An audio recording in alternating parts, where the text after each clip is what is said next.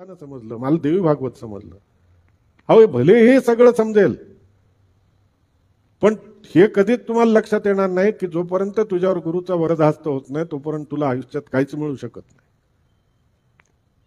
मग जर आपल्याला काही हे जर प्राप्त करायचं असेल ना, तर आपण सगळ्यात पहिल्यांदा एक केलं पाहिजे, खरे परिवर्तनवादी कोण?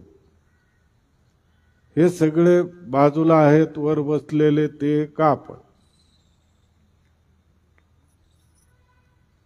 आपल्याला विचार करण्याची गरजच आहे. ही गोष्ट व्हायला पाहिजे की आपल्याही मुलींना शाळेत जाताना हातात बांगड्या घालता आल्या पाहिजेत आणि कपाळाला कुंकू लावता आलं पाहिजे.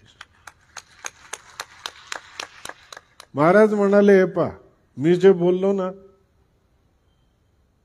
तुम्ही याची काळजी करू नका. महाराजांनी एकच सांगितलं की या बोलाचा निर्धार करील आता